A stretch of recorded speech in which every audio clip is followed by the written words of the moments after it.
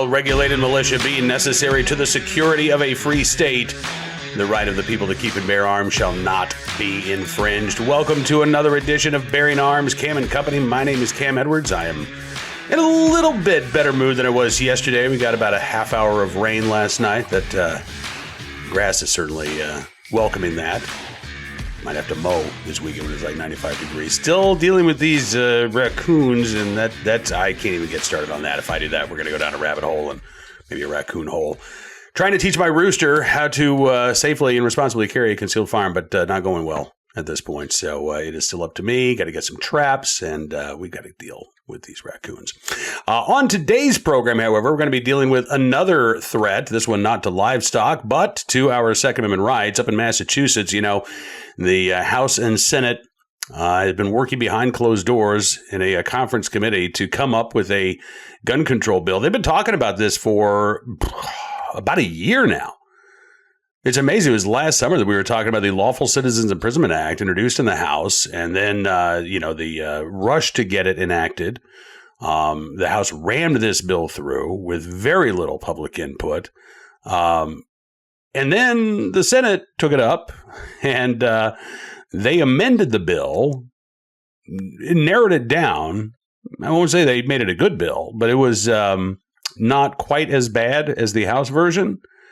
And then the two sides could not reconcile the differences between the legislation. So that's when they started meeting behind closed doors. And we still don't know what, if anything, they have come up with. But the legislative deadline is fast approaching. July 31st is the day when the state legislature in Massachusetts will adjourn for the year.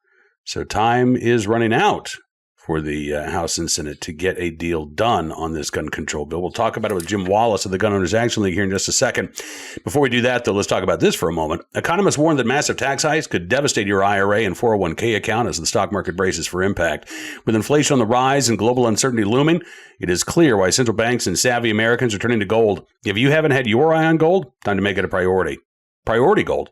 Trust their team of proven professionals to help you diversify your savings with gold and silver. Call 1-800-405-GOLD or visit PriorityGold.com/golden for a free gold info guide. Plus, see if you qualify for free shipping and storage. Experts agree that physical gold is one of the best ways to fortify your savings, no matter the economic and the economic environment. Act now to get your portfolio working for you while the market is golden. Call 1-800-405-GOLD to speak with a gold specialist or visit PriorityGold.com/golden to learn more. That's 1-800-405-GOLD. And now, from gold to goal, let's talk with the executive director of the Gun Owners Action League in Massachusetts, the latest on this gun control bill that's being crafted behind closed doors, as well as a look back at 50 years of Second Amendment activism for the Gun Owners Action League. Take a look and listen. Jim Wallace, thank you so much for coming to the show. It's good to see you, sir. Cam, as always, welcome to the Second Amendment battleground state. Yes, where for 50 years the Gun Owners Action League has been fighting for freedom, as I see behind you. Do you know when in 1974 the Gun Owners Action League was founded, Jim? It was November. I don't remember the exact date, but it was in November. Okay. All right. So I'm a few months older than the Gun Owners Action League because I also came to be in the state of Massachusetts in 1974. So it was a good year for freedom in Massachusetts. Yeah, well, I got you by a few. I was 65, so there we go. Okay, I can almost remember the Apollo missions, but yeah, I was. Well, and you probably do remember the bicentennial in Massachusetts. I don't, unfortunately. I was a little too young for that, but that's the one thing I wish I could have been around to remember, because that must have been a pretty cool experience. Yeah, fourth grade bicentennial, absolutely. Miss Roach as my teacher, yeah. And 76 was also the year that Massachusetts residents voted down a handgun ban, if I remember my Second Amendment history correctly, right? Wasn't that 76? No, that was actually, I believe that was 74. Oh, okay. And that's why Goal was started, because it was a massive effort. Of course, back then, no internet, no texting, no cell phones. Yeah, there was a massive effort. It was a ballot question to ban handguns throughout the state of Massachusetts, and the 2A community got together. Everybody got together, and they defeated it pretty soundly, but they knew this wasn't going to stop. And it wasn't what, a week later, 2 weeks later, that goal was founded, if I got my history correct. So there we go. I'm glad we're actually talking a little bit about history, because it's so funny to me. If you listen to the mainstream media, their history of Second Amendment activism is, well, gun owners, they used to be, sportsmen's groups, and they used to just be about hunting and things like that. And then in the 70s, boy, they got really extreme and they decided to get political. They never mention that was a response to groups like the Coalition to Ban Handguns, right? That was a response to things like the state of Massachusetts having this referendum to ban handguns, Chicago banning handguns, DC banning handguns. Yeah. This was a defensive move on the part of gun owners to rally together and say, okay, we've got to start fighting this, because otherwise we're going to wake up one day and our rights will be gone. The mainstream media gets that history completely backwards. So congratulations on 50 years. We'll definitely have you back in November. Are you going to have a big gala, fried clam eating contest, anything to celebrate the 50th anniversary? Let me get working on it. Okay. Yeah, I mean, we actually did have our 50th anniversary annual meeting back in the spring, which was pretty cool. But yeah, I mean, depending upon what happens in the next couple of weeks in the legislature. But speaking of history, Cam, I do want to remind you, though, that Massachusetts celebrated the bicentennial in '76 through the Massachusetts Supreme Judicial Court issuing a ruling that the Second Amendment was a right of the people, not a right of the person. Okay, so, that's what happened in '76. Yeah, it was a collective right, not a right that you, Jim Wallace, get to enjoy. Yeah. And it took a long time. Big enough to qualify for people, but I don't know. We'll have to see how that goes. All right. And so here we are 48 years after that ruling. And however reluctantly, the law says that you have a right to own a firearm, but lawmakers are still trying to impose and infringe on that right as much as possible. The last time we had you on a couple of weeks ago, we were talking about this gun control bill that's being worked on in this conference committee. July 31st is supposedly still the deadline for the legislature to wrap up, get all of its work done, and adjourn for the year. Is that right? That's right. That's right. So two things, I've been doing this 25 years now. The last 72 hours of a year and a half session, it's 2-year session, but it's really a year and a half. They will pass more legislation in that 72 hours than they did the entire year and a half. Because what happens is the speaker and the Senate president will hold on to things as bargaining chips. And then in the last 72 hours or so, all right, you need this, I'll give you this, I need this, you give me that, whatever. And that's when the wheeling and dealing starts at a fast and furious pace.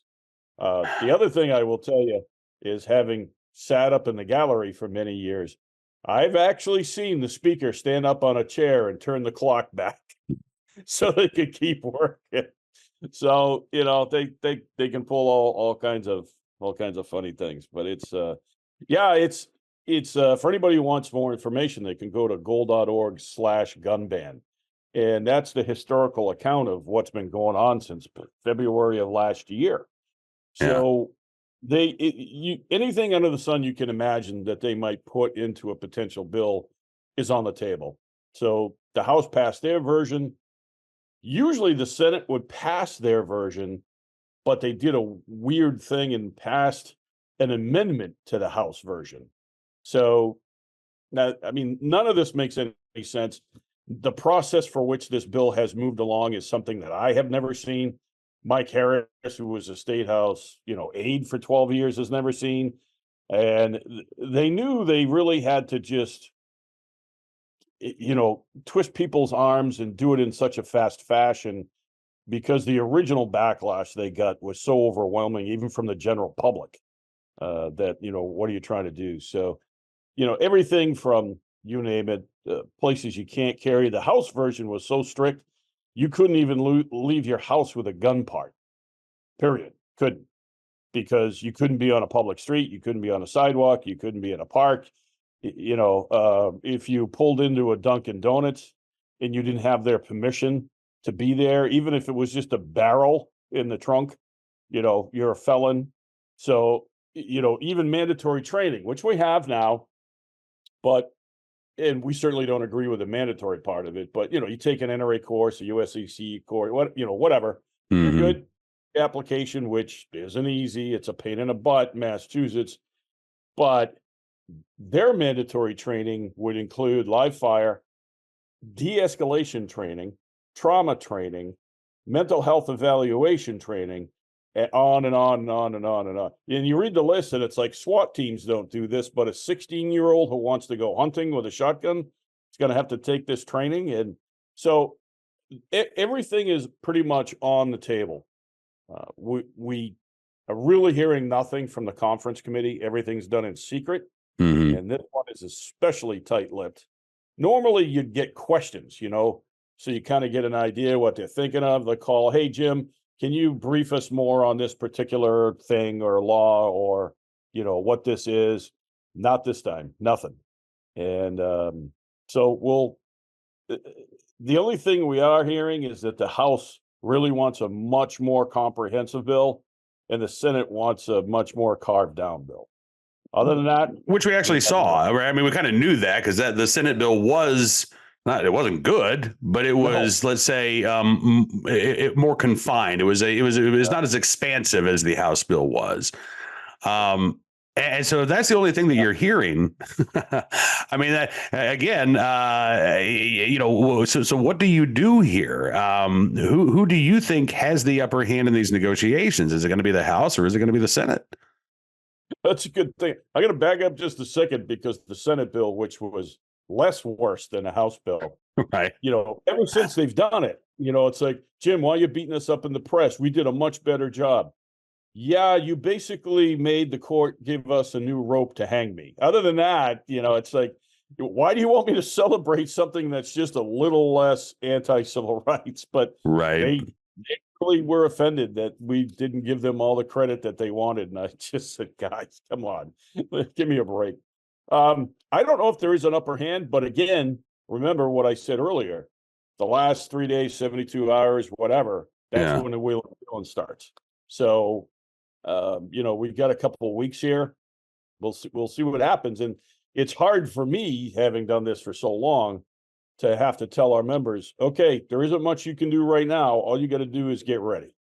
And, Goal already has a law firm in place, ready to rock and roll should anything pass. And we'll be ready to launch as soon as ink is put to anything. So I got to say, Cam, too, last year and a half, I always feel funny using the word proud because I don't want to put myself in a position of being proud of, the 2A community. It just makes me feel a little strange, but, kind of puts myself on a pedestal, I think, and I hate to be there because there ain't a lot of pedestals that can hold me, number one, but they have really done an extraordinary job. I mean, people have worked so hard to defeat this thing. And you got to remember last summer, the speaker wanted this done by July 31st. Yep. And he took such a pounding over it that they delayed till I think it was October. Mm-hmm. I've never seen that. I've never seen, even temporarily, a speaker stop dead in his tracks on a priority bill that he wanted passed. So that tells you the level of energy that was out there to defeat this thing. And it was amazing. If anything, the Goal staff, the hardest thing we had was to not keep control, but to coordinate everything that was happening. And at one point, it's like, I reckon it to a drill sergeant when, hey, you've done the best to train the guys, they're going to go to war. You can't be there every second of the day. So go. And they did. And a lot of people did things on their own initiative. And that's what grassroots is all about. Yeah. They would check with us. But yeah, it was a phenomenal task. What do you think do you think there's any chance that the Senate and the House remain at loggerheads and nothing comes out in the last 72 hours of the session? There's always that possibility. And, if that happens, I'd consider it a win. That's for sure. Well, yeah. Yeah. Yeah. So it's quite possible that they could just not agree to anything. And, the only thing maybe we have going for us is that this isn't a priority for the Senate president. Her career has been families and children. This isn't one of her big things. It never Mhm. has been. So does she support the current laws? Yeah, but it's not something she has raced out to do. The other thing that was interesting is if she thought this was a priority, she probably would have put her chair of public safety in charge of this bill, or at least judiciary.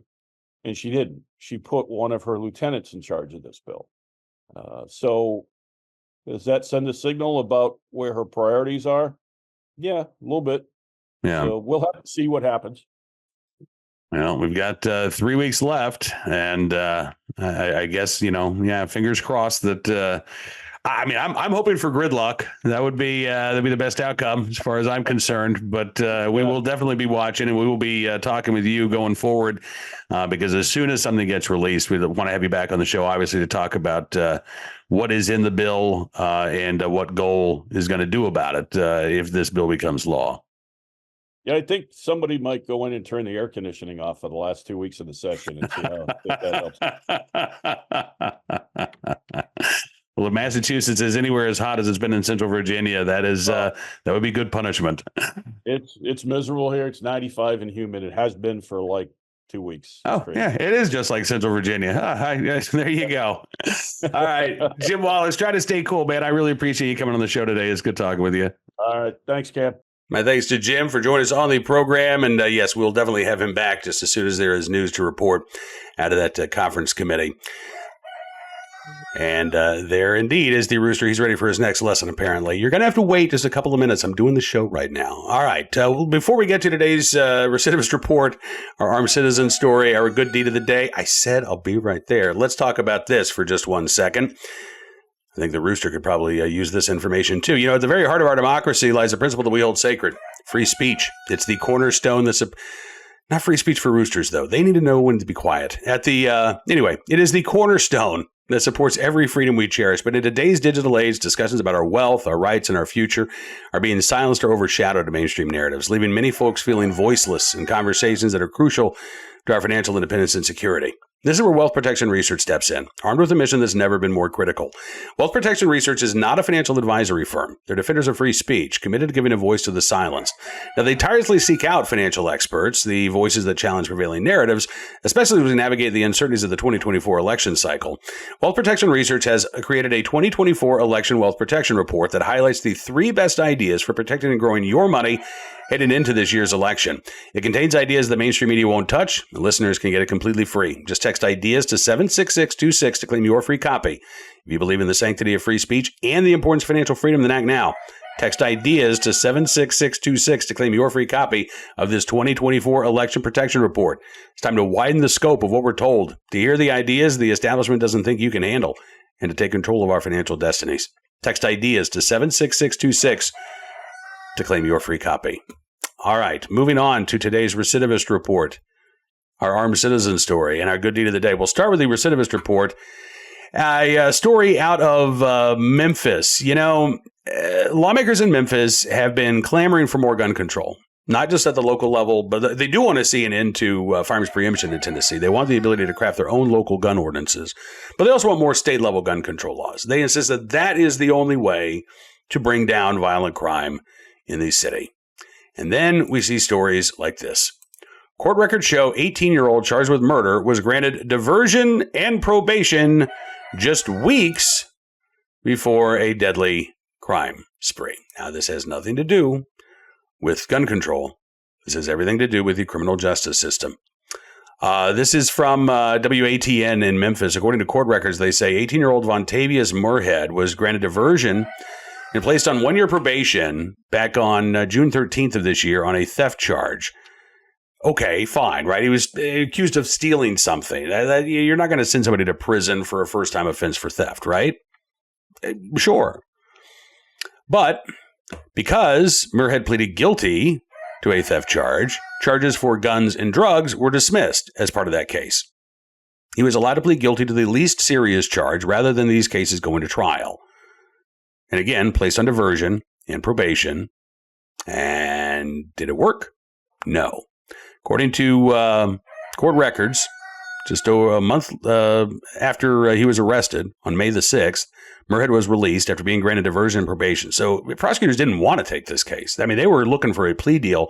Sounds like from the moment they were aware that Muirhead had been arrested. And then, 2 weeks later, Memphis police say Muirhead and a 13-year-old boy identified as suspects in a deadly shooting at American Way Mall, not far from Memphis International Airport. A man found shot to death about 4:30 that morning. Investigators say that they arrested Muirhead and the 13-year-old on the 4th of July after tracking a stolen vehicle. Police said that both suspects involved in multiple other crimes that occurred the same day as the deadly shooting, an auto theft at about 4:30, just before 5:30 that same morning.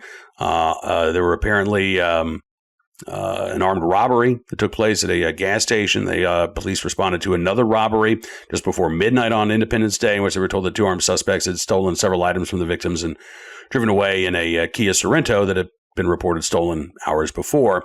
Muirhead's now been charged with first-degree murder and the perpetration of an aggravated robbery, as well as aggravated robbery and theft of property.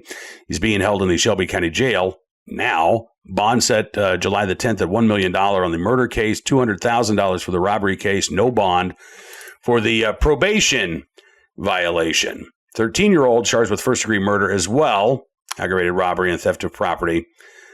The DA, Steve Malloy in Shelby County, released a statement saying the more serious charge, possessing a firearm during the commission of a dangerous felony, had to be dismissed because it wasn't supported by the facts under the statute. Because the remaining charges were nonviolent and this was a first offense, the law presumes diversion given these facts. Consistent with this law, we didn't oppose diversion, which likely would have been granted regardless of our position. Our hearts go out to the victims' families. We will make sure this defendant stays in jail pending trial and receives severe punishment for this serious crime. I want to know more. I want to know why the Memphis police arrested Muirhead on a gun charge. And the prosecutor said, well, we had to dismiss this case because it wasn't supported by the facts. What were the facts in this case? Don't give me the boilerplate language that says nothing. What were the facts? What was the dispute between the arresting officers who charged Muirhead or arrested Muirhead on a gun charge and the prosecutors who said, no, we can't take this one to trial. We got to throw that charge out. We need more than a soundbite. We need more than some vague and unsubstantiated statement from the district attorney here. We need to know exactly what happened that led to Muirhead being arrested on guns, drugs, and theft charges, and why the prosecutors felt that they could not bring that case to trial. All right. On to today's armed citizen story. This from, where was this? Georgia, Rome, Georgia, where a jury has found that a man acted in self-defense in a shooting in June of last year.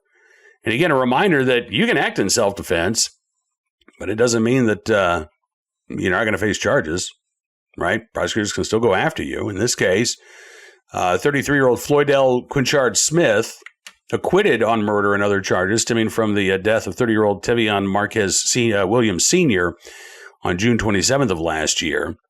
Prosecutors had accused Smith of murdering Williams in cold blood, but Smith says he was forced to act after a earlier dispute between the two men. According to the local paper there in Rome, the Rome News Tribune, during the trial, Smith testified that Williams had flashed a gun during an argument at a gas station near the apartment complex where Smith lived. So after Williams flashed the gun, Smith says he left. He didn't try to escalate the situation. He tried to get away from that situation. He went back to his apartment. Short time later, surveillance footage shows Williams driving up to the apartment complex, quote, rapidly pulling his car into a parking spot and then approaching Smith's apartment. Floyd L. Smith testified that he was speaking with someone when they noticed that Williams was aggressively approaching him, so he grabbed a rifle from that person and opened fire, hitting Williams because he was in fear for his life. Smith's attorney said that his client had been placed in the position where he was forced to shoot Williams to protect himself. He said, my client felt regrettably that he had to do what he had to do. If this wasn't self-defense, I don't know what is. Well, prosecutors disagreed, but a jury, again, acquitting Smith of murder charges, also acquitting him of aggravated assault charges because some of the rounds that he fired struck nearby apartments. Not a great situation, but again, an act of self-defense, according to a jury of Floyd L. Smith's peers there in North Georgia. Finally today, our good deed of the day, in the right place at the right time, willing and able to do the right thing. A police officer in Ohio who came to the aid of a mom who was desperately seeking baby formula. This was just a couple of days ago. And, when I ran across the story, I thought, our youngest now are 19. But I remember when Miss E and I had our newborn twins, and just how exhausting that was for her. And she too had trouble breastfeeding. One of the kids did not want to latch on, and it was just a miserable experience. It really was. So I feel for this lady. This was in Miami Township. Back on June 15th, the department got a 911 call from a mom who was not able to breastfeed her 1-week-old baby. She didn't have any formula. This is 2 o'clock in the morning, early morning hours, right? It's after midnight, so no grocery stores are open in the area. So Corporal Hunter Willoughby went to the nearest Mayer grocery store. It was closed, but there were, overnight folks stocking. Knocked on the glass and explained what was going on. Said, "Hey, would you just open up the store so I could buy some formula and some bottles for this, little baby?" And they agreed. So Hunter Willoughby was able to make the purchase. He then made his way to the mom, delivered the formula and the bottles to her. Chief Mike Mills said he refused to accept any payment for the formula or bottles. He said, "You don't often hear about everything a police officer does in the course of their shift, but," he says, "I do. And this is an example of the Miami Township way." The police also released body cam footage of Willoughby's trip to the grocery store. As he explains to the store employee, there's a mom. She said her milk dried up. She can't find anywhere to buy formula. Is there anybody in here, any way to turn on a cash register? I'll buy it for her and take it to her. And then he's looking at the different kinds of formula. What the heck's the difference, he said. He finally grabbed a can of Similac. Store employee then asked, "Hey, does she have bottles?" And Hunter Willoughby said, "You know what? Not sure. Let's go ahead and get some of those just in case." Hunter Willoughby, as it turns out, has been recognized numerous times for his work with the police department. Sworn in back in 2017, but in May of 2019, he was named the 2018 Miami Township Police Officer of the Year. The agency saying that Willoughby embodied the agency's core values of commitment, integrity, and accountability. And again, in the right place, at the right time, willing and able to do the right thing for a mom and a baby in need. Corporal Hunter Willoughby with the Miami Township, Ohio Police Department. And we thank you for your very, very good deed. All right, that has got to do it for this edition of Bearing Arms Cam & Company. I want to thank you, as always, for being a part of the program today. Looking forward to seeing you again on Monday. But don't forget to check out BearingArms.com throughout Friday and the weekend. We've got a full roster of stories for you. We'll be covering the latest Second Amendment news and information from all across the nation. And again, I really do appreciate all of your support. I won't make the hard pitch to become a VIP or VIP Gold member today, but I will tell you, if you want to check it out, just go to BearingArms.com/subscribe. Use the promo code SAVEAMERICA, and you can get a significant discount on the VIP or VIP Gold membership. Thanks again for all your support. Looking forward to seeing you again very soon. Until then, be well, be safe, and be free.